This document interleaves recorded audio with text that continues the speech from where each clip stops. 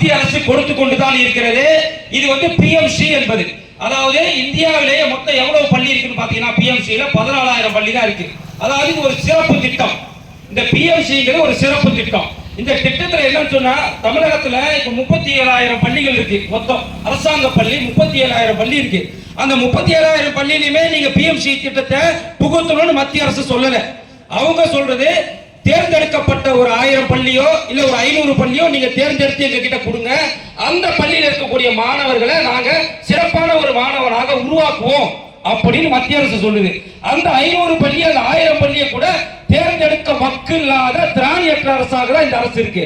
இப்போ ஏற்கனவே இருக்கக்கூடிய கல்வி திட்டம் அப்படியே தான் இருக்கு. சமச்சீர் கல்வின்னு சொல்லுவாங்க.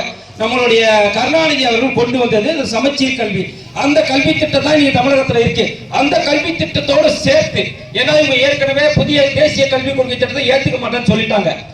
இப்போ இந்த பிஎம்சிங்கிறது என்ன அப்படின்னா, புதிய அதாவது ஒரு வகுப்பில் இருக்கக்கூடிய மாணவனை அவனை திறமையானவனாக, அவனது வளர்ச்சியில அதிகமாக கொடுக்கக்கூடிய ஒரு மாணவனாக, திறனை அதாவது அறிவை அதிகமாக கொடுக்கக்கூடிய ஒரு மாணவனாக அவனை உருவாக்க வேண்டும் என்பதற்காக நீங்கள் தேர்ந்தெடுக்கப்பட்ட ஒரு 500 பள்ளியை கொடுங்க, அதற்கு நாங்கள் நிதி தரணும். இதைத்தான் சொல்லியிருக்கு மத்திய அரசு. ஆனா 500 பள்ளியை நீ கொடுக்காம, அந்த 1000 பள்ளியை நீ கொடுக்காம நிதி கொடுன்னா எப்படி கொடுப்பாங்க? ஒரு திட்டத்தை கொடுக்கிறோம், அந்த திட்டத்தை செயல்படுத்தினா மட்டும்தான் அந்த நிதியை கொடுப்பாங்க. அந்த திட்டத்தை செயல்படுத்தாமலே எங்களுக்கு நிதி தரவில்லை என்று நமது முதல்வர் சொல்கிறார் என்றால் எவ்வளவு அப்பட்டமான பொய், எவ்வளவு ஒரு கவல நாடகம் பாருங்க. அதாவது இந்த திட்டத்தை, அதாவது ஒரு திட்டம் என்று கொடுக்கிறாங்க. இப்ப நாமளே எடுத்துப்போமே, ஒரு கடை இருக்கு, அந்த கடையில ஒரு பொருள் வாங்குறோம், அந்த பொருளுக்கான பணத்தை நம்ம கொடுக்கிறோம். இன்னொரு பொருளை கேட்கிறோம், அப்போ நம்ம பணம் இல்லாம கொடுக்க முடியுமா? அது போலத்தான் ஒரு திட்டத்தை கொடுத்துட்டு அந்த திட்டத்தை நீ இம்ப்ளிமெண்ட் பண்ணா மட்டும்தான் உனக்கு அந்த பணத்தை மத்திய அரசு கொடுக்கும். அந்த திட்டத்தை நான் பண்றேன்னு சொல்லி 2 வருடமாக ஏமாற்றி 2,000 கோடி பணத்தை போடுங்கிறது இந்த திமுக அரசும் முதல்வர் ஸ்டாலின் அவர்களும் 2 வருஷம் ஏமாத்திருக்கிறாங்க மத்திய அரசு. 3 வருஷத்துக்கு முன்னாடியே இந்த பிஎம்சி திட்டத்தை கொண்டு வந்துட்டாங்க. 2 வருடமாக நாங்கள் செய்கிறோம்னு சொல்லி 4,000 கோடி பணத்தை வாங்கி ஏப்ப விட்டுட்டு இப்ப 3வது முறையாக பணம் கேட்கும் போதுதான் முட்டாள ஆட்சி. மத்திய அரசு என்ன முட்டாளா? அவங்களுக்கு தெரியாதா? மத்திய அரசு தெளிவா சொல்லிட்டான், 2 வருஷம் ஏமாத்தி பணம் வாங்கல, இம்ப்ளிமெண்ட் பண்றான். நீ இம்ப்ளிமெண்ட் பண்ணு, நீ அறிமுகப்படுத்து, அந்த திட்டத்தை அறிமுகப்படுத்து, அப்புறம் நான் பணம் தானங்கிறான். ஆனா இவன் தமிழக மக்கள் கிட்ட என்ன சொல்றான்? இந்த திமுக கூடிய இந்த நாடக கம்பெனி என்ன சொல்லுது? அவன் பணமே கொடுக்கல, மொத்தமாவே எங்களுக்கு பணம் கொடுக்கல, 1 ரூபாய் கூட பணம் கொடுக்கல. நான் கேட்கிறேன், சமீபத்தில் இப்ப நிதி அறிக்கை நீங்க வெளியிட்டீங்க, அந்த நிதி அறிக்கையில் என்ன இருக்கு தெரியுமா? நாங்கள் மத்திய அரசிடம் எதிர்பார்த்தது 52,000 கோடி. எவ்வளவு? 52,000 கோடி. எங்களுக்கு வந்திருப்பது 48,000 கோடி. 1 ரூபாய் கூட வரலன்னு சொல்லிட்டு உன்னுடைய நிதிநிலை அறிக்கையிலே 48,000 கோடி எங்க மத்திய அரசு கொடுக்குறேன்னு சொன்னா நம்புறவன் என்ன? அப்ப பொய் பாருங்க. 1 ரூபாய் கூட வரல யார் சொல்றா? தமிழக அரசு சொல்லுது. முதல்வர் மு க ஸ்டாலின் சொல்றாரு 1 ரூபாய் கூட மத்திய அரசு கொடுக்கலன்னு சொல்றாரு. இந்த அரை வேக்காடு உதயநிதியை சொல்றாரு 1 ரூபாய் கூட மத்திய அரசு கொடுக்கல, 1 ரூபாய் கொடுத்தா 16 காசு தான் எங்களுக்கு வருதுன்னு. ஆனா 48,000 கோடி நாங்க இந்த வருடம் மத்திய அரசு வாங்கி இருக்கிறோம் யார் சொல்றா?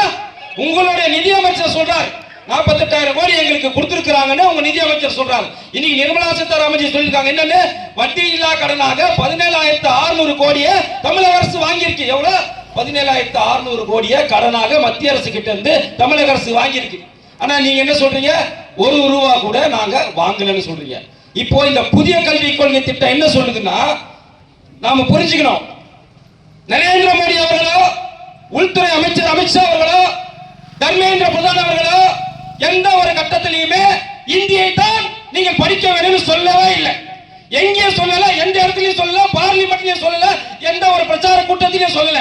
ஆனால் இங்க இருக்கக்கூடிய திராவிட முன்னேற்ற கழகத்தை சார்ந்த அரைவேக்காடு தற்கூரிகள் முட்டாள்கள் என்ன சொல்றாங்கன்னா, இந்திய திணிக்கிறான். ஆனா மானங்கட்டவர்களை எந்த இடத்துல சொன்னாரு பிரதமர்? எந்த இடத்துல சொன்னார் உள்துறை அமைச்சர்? எந்த இடத்துல சொன்னார் தர்மேந்திர பிரதான்? எங்கேயுமே சொல்லல. அப்ப இல்லாத ஒன்றை இருப்பதாக நீ காட்டிக்கொண்டே இருந்தா பொய்ய திரும்ப சொன்னா உண்மையாயிருமா? கிடையாது. மக்கள் இன்னைக்கு தெளிவா இருக்கிறான். ஏன்னா தமிழகத்தில் பாத்தீங்கன்னு சொன்னா 2 வகையான பள்ளிகள் இருக்கு. ஒன்னு அரசாங்க பள்ளி, இன்னொன்னு அரசாங்கம் அனுமதி கொடுத்தா தனியார் பள்ளி. அரசாங்க பள்ளி 37,000 பள்ளி இருக்கு. ஆனா தனியார் பள்ளி 12,000 பள்ளி இருக்கு. நல்லா கேட்டுக்குங்க, அரசாங்க பள்ளி எவ்வளவு இருக்கு? 37,000 பள்ளி இருக்கு. தனியார் பள்ளி 12,000 பள்ளி இருக்கு.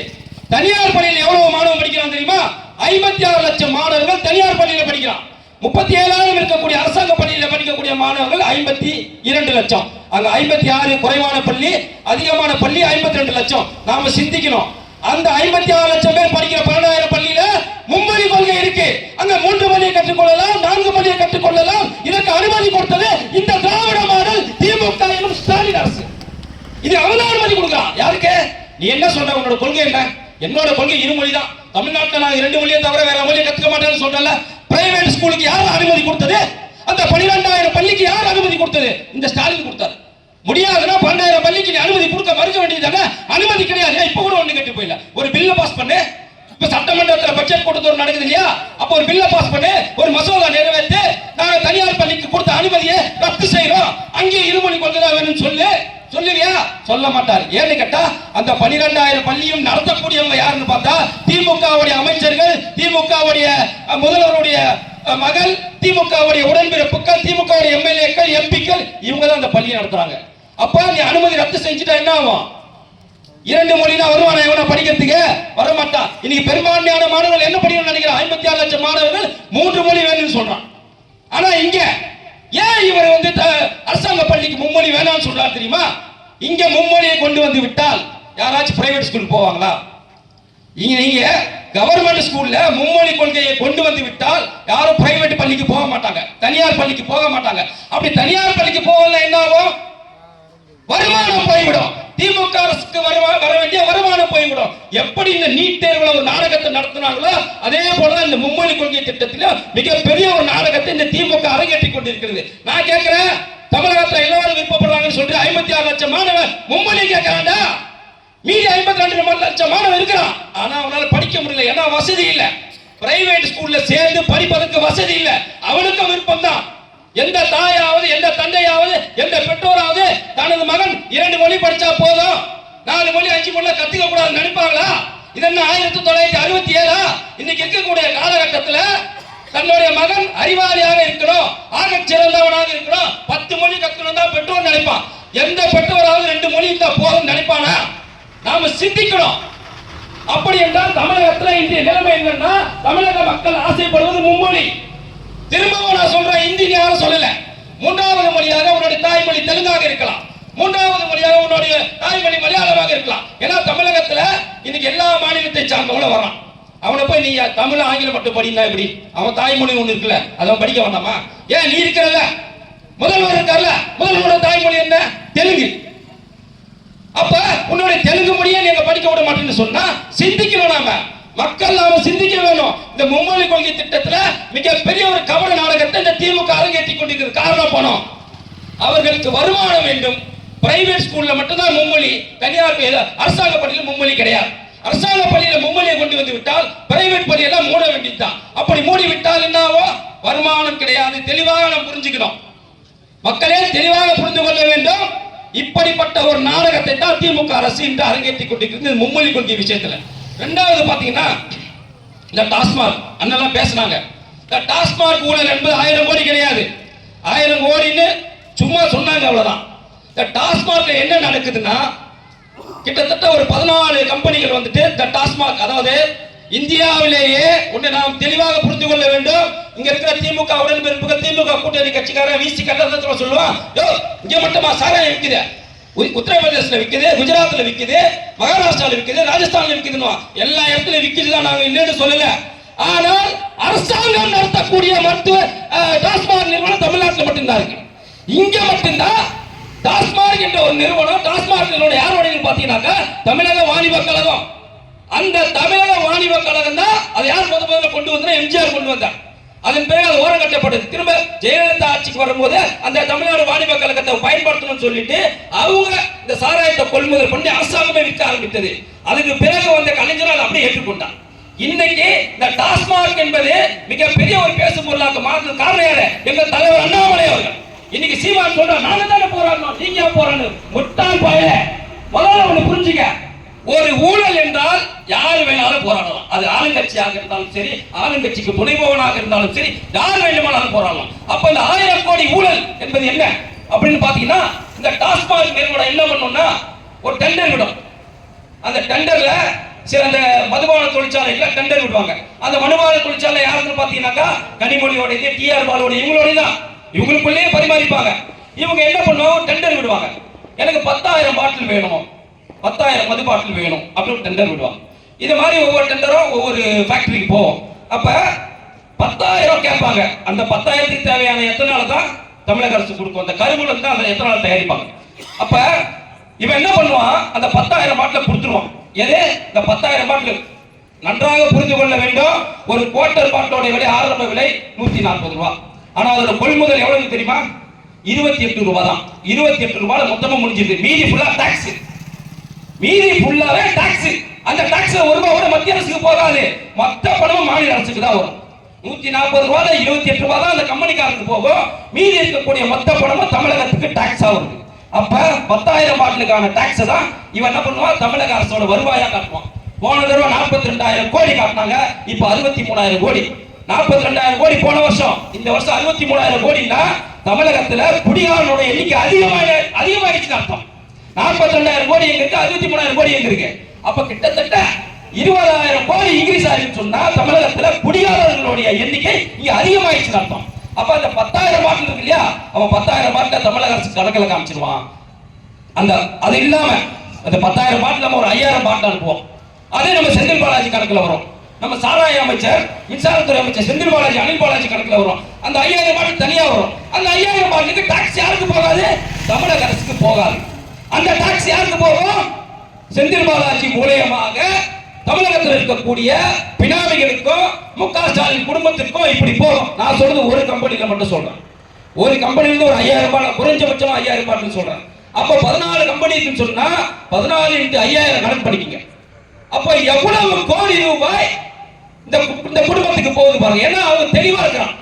நாம பண்ற இந்த மொல்லவாரி தனத்தால, முடிச்சவிக்க தனத்தால நமக்கு கண்டிப்பா மக்கள் ஓட்டு போட மாட்டான். ஆனா நமக்கு பணம் வேணும். பணம் இருந்தால் பல்ல இழுத்தி கொண்டு 1,000 2,000 கொடுத்தா ஓட்டு போறதுக்கு மக்கள் தயாரா இருக்காங்க. அவங்க நினைப்பு. அதான் என்ன பண்றா, பணத்தை சேர்த்து வைக்கணும், பணத்தை சேர்த்து வைக்கணும். இந்த டாஸ்மாக் மூலமாக வாங்குறான்.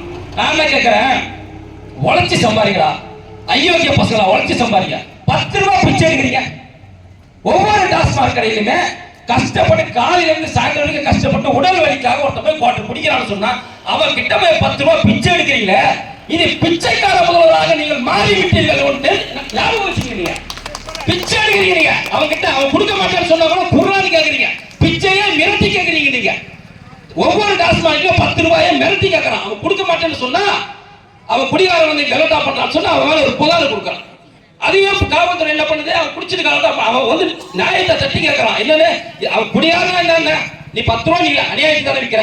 அந்த 10 ரூபாய் ஒரு குவார்டருக்கு 10 ரூபாய்னா ஒரு கடையில ஒரு நாளைக்கு 500 குவார்டர், நான் குறைஞ்சபட்சமா சொல்றேன் 500 குவார்டர். அப்போ கிட்டத்தட்ட 5,000 கடை இருக்கு, 4,900 கடை இருக்கு. கணக்கு படிக்குங்க. அப்போ ஒரு நாளைக்கு மட்டுமே 25 கோடி ரூபாய். எவ்வளவு, ஒரு நாளைக்கு 25 கோடி ரூபாய். 10 நாளைக்கு 250 கோடி ரூபாய், 100 நாளைக்கு 2,500 கோடி ரூபாய். அப்போ ஒரு வருஷத்துக்கு கிட்டத்தட்ட 8,500 கோடி ரூபாய் கணக்குல வராம. நல்லா ஞாபகம் வச்சுங்க, இந்த 10 ரூபாய் உங்களுக்கு சின்ன விஷயமா தெரியும், நீங்க கொடுக்குற 10 ரூபாய் சின்ன விஷயமா தெரியும். ஆனா இந்த 10 ரூபாய் ஒரு வருஷத்துக்கு 8,500 கோடி ரூபாய் கலைஞருடைய, திமுகவுடைய, ஸ்டாலினுடைய குடும்பத்துக்கு போகுது. எவன் அப்பா வீட்டு காசு போகுது. இப்படி பிச்சை எடுத்து நம்ம கிட்டே பிச்சை எடுத்து காசை வாங்கிட்டு நமக்கே ஓட்டுக்கு காசு கொடுக்குறான்னு சொன்னா அவங்க ஓட்டு கேட்க வந்தா நீங்க என்ன பண்ணணும், செருப்பால் அடிச்சு வெளியே கொடுத்த வேண்டாமா? ஏண்டா என் காசை வாங்கி எனக்கே நீ கொடுக்குற, என்கிட்ட பிச்சை எடுத்த காசு எடுத்து நீ எனக்கு கொடுக்குறேன்னு சொன்னா செருப்பால் அடிச்சு வெளியே கொடுத்த வேண்டாமா? திமுக எவனாச்சும் ஓட்டு கேட்க வந்தா கேள்வி கேளுங்க. நீங்க எதுக்குடா 10 ரூபாய் எடுக்கிறீங்கன்னு கேள்வி கேளுங்க. கேள்வி கேட்டு அவர் ஓட்டுக்கு பதில் சொல்றான், பதில சொல்லிட்டு ஓட்டு கேட்கறான்னு சொல்லுங்க. நீங்கள் தான் எடுத்துக்கொள்ள வேண்டும், மக்கள் எடுத்துக்கொள்ள வேண்டும். பாஜக காரன் என்னைக்கு எடுத்துக்கொண்டான். தமிழகத்தில் இருக்கக்கூடிய அனைத்து மக்களுக்கும் நான் ஒரே ஒரு கேள்வி கேட்கிறேன், இந்த ஆட்சியில ஊழல் நடக்கலையா? இந்த ஆட்சியில சட்டம் ஒழுங்கு சீர்கேடு இல்லையா? ஏகப்பட்ட, அதாவது ஒரு நாளைக்கு கற்பழிப்பு பாத்தீங்கன்னாக்கா கிட்டத்தட்ட 1000கணக்கான கற்பழிப்பு நடக்குது. போக்சோ வழக்கு இந்த ஆட்சியில மட்டும்தாங்க போக்சோ வழக்கு இவ்வளவு அதிகமாக இருக்கிறது. அடுத்து மூன்றாவது பாத்தீங்கன்னா 3 விஷயம் தான் இன்னைக்கு தமிழகத்தில் ஓடிட்டு இருக்கு. அடுத்து மூன்றாவது கடைசி விஷயம் பேசி முடிச்சோம்.